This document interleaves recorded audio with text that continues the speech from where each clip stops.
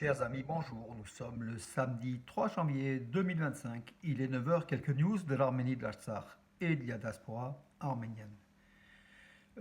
Plutôt une bonne nouvelle. A priori, donc d'après Yerevan Aestan, notre collègue sur les réseaux sociaux, le film Le Pays d'Arto de Tamara Stepanian, le film franco-arménien avec Camille Cotin, qui est sur l'Artsakh, qui est sur l'Arménie. Donc un film à aller voir en salle, hein. Il est dans une soixantaine de 65 à 70 salles en France, mes amis.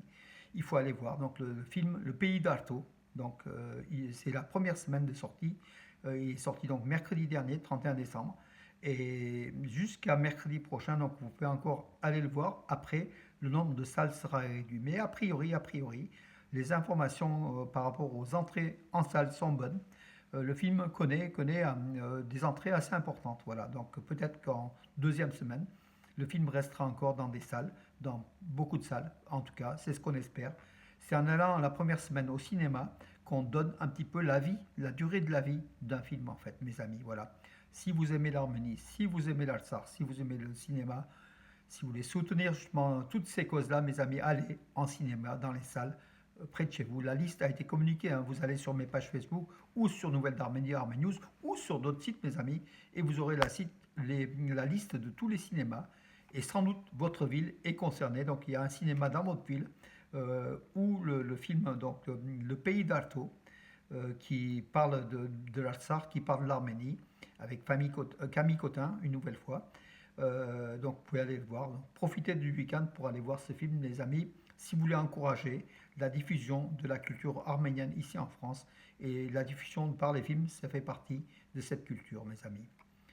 En Arménie, suite aux fortes chutes de neige, les secouristes ont dégagé des centaines et des centaines de véhicules bloqués dans les neiges et portent assistance aux citoyens. Voilà, donc la neige, beaucoup, sur toute la surface de la République d'Arménie, il y a de la neige. Donc hier, il a continué à neiger. Donc aujourd'hui, les couches de neige sont importantes.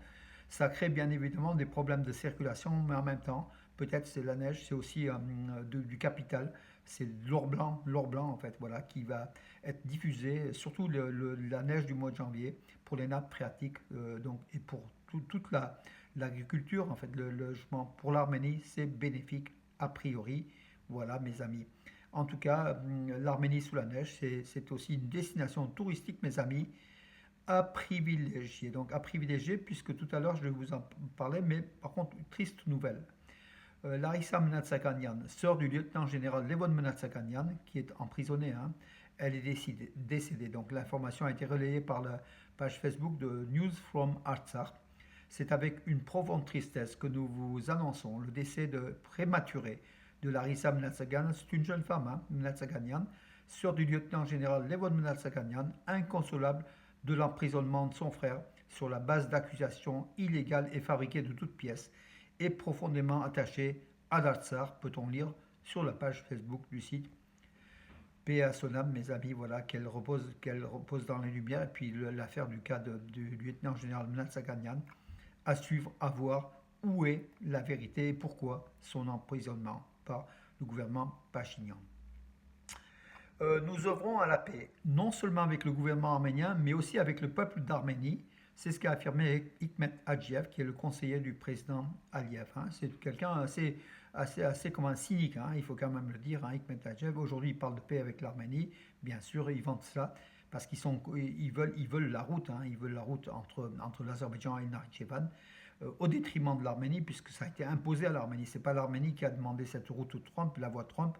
C'est l'Azerbaïdjan et la Turquie qui ont imposé à l'Arménie cette route après la défaite militaire de la guerre de 44 jours en Artsakh, où l'Azerbaïdjan a gagné, aidé par la Turquie, aidé par le Pakistan, aidé par les Tchétchènes, aidé par de nombreux pays, face aux seuls Arméniens, dont les seuls alliés russes se sont retournés contre eux. Voilà, tout simplement, voilà, mes amis.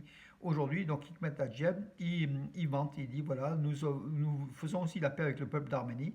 Et dans un journal à Washington, le Washington Times, il a aussi accordé une interview. Ce qu'ils veulent, les Azerbaïdjanais, c'est lever la sanction, l'article 907 du Congrès américain, qui met sous embargo certains produits, dont des armements des États-Unis vers l'Azerbaïdjan. Voilà, ils veulent avec l'Arménie, justement en disant qu'on veut faire la paix avec l'Arménie. Ils caressent un petit peu la communauté arménienne aussi des États-Unis, de la diaspora, Hikmet Hadjiev, pour tout ça, pour enlever, et puis qui vendent aussi Washington, hein, la politique de Trump, tout ça pour faire enlever cette sanction, l'article 907, mes amis, qui est toujours en place aujourd'hui par le Congrès américain, qui sanctionne l'Azerbaïdjan, en tout cas qui enfreint, qui limite justement certaines opérations et certaines exportations.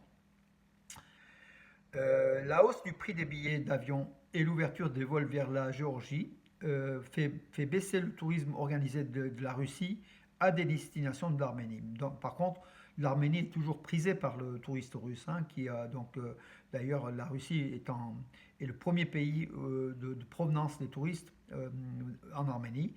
Voilà, donc les touristes russes utilisent fréquemment Svatnots comme aussi aéroport de transit, ce qui a entraîné une hausse du prix des billets d'avion pour l'Arménie. Nous ne rencontrons aucun problème avec les hôtels, les guides touristiques et les transports en Arménie. Tout est parfaitement organisé, selon moi.